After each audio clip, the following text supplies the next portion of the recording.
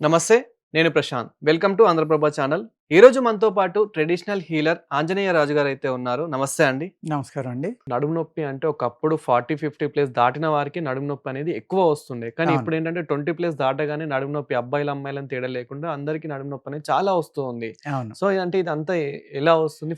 By taking food అంటారా? లేదంటే working అంటారా? అంటే ఇక్కడ చాలా ఫ్యాక్టర్స్ ఉంటాయండి.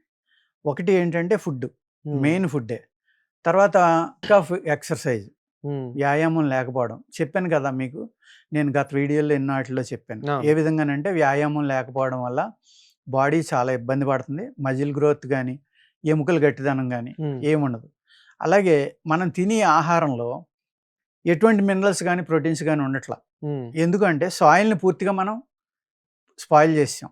అవును. ఏది భయంకరమైన కెమికల్స్ వాడి తినే ఆహారం మీద ఏమో స్ప్రేయింగ్, కఠోరమైన విషాలు వాడుతున్నాం మనం వాటి మీద.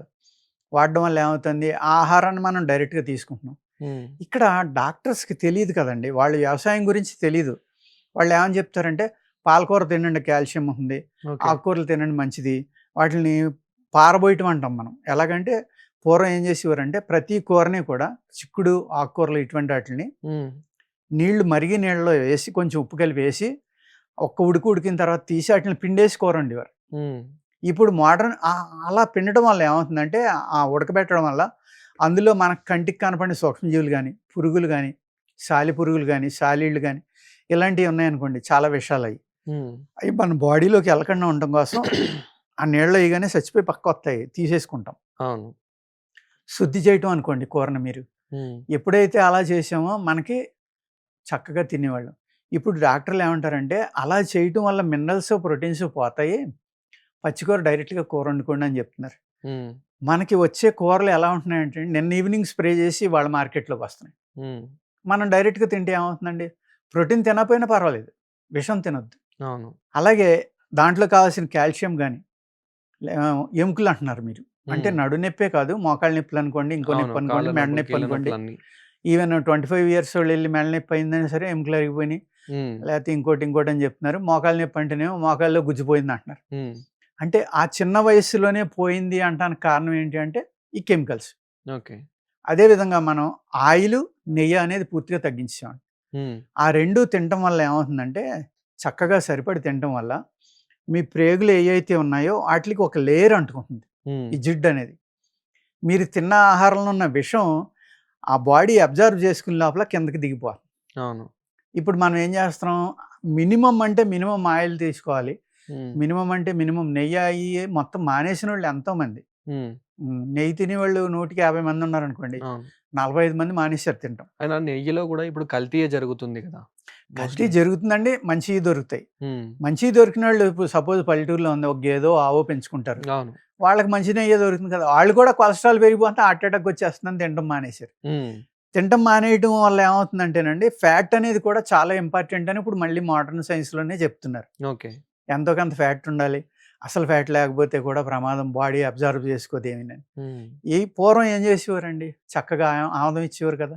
అవును. సీజన్ మారినప్పుడల్లా ఆముదం ఇచ్చేవారు. హ్మ్. అప్పుడు ఏమవుతుంది, మీ ఇంటెస్టైన్స్ పూర్తిగా క్లీన్ అయిపోతాయి. హ్మ్. క్లీన్ అయిపోయినప్పుడు మీ బాడీలో టాక్సిన్స్ అనేవి ఉండవు. హ్మ్. అది క్లీన్ అయిపోయిన తర్వాత ఏం చేసేవారు, పాత చింతపండు, మంచి మిరియాలు ఏసి, అవును. కొద్దిగా బెల్లం ఏసి, అల్లం ముక్కలు, అల్లం రసం ఇది ఏసి ఒక చారు ఇంత గ్లాస్ తాగించేవారు. హ్మ్. దాంతోటి బ్రహ్మాండమైన ఆకలి పడుతుంది.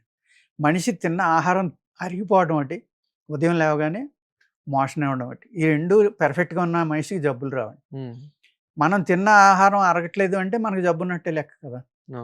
ఈ కెమికల్స్ ఏమవుతున్నాయి, ఎప్పుడైతే మీరు జిడ్డనేది లేదో మీ ప్రేగులకి, ఈ కెమికల్స్ అతిగా మీ బాడీ తీసుకుని అయి నిల్వ చేస్తుంది. హ్మ్. ఎప్పుడైతే మనం ఆనందం తీసుకోవట్లేదో, ఇప్పుడు సపోజ్ నేను అనేక వీడియోల్లో చెప్తూ ఉంటానండి.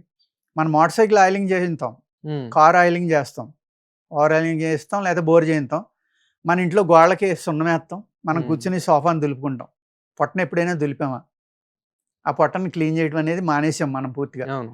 ప్లస్ మనం తినే ఆహారం పూర్తిగా విషం.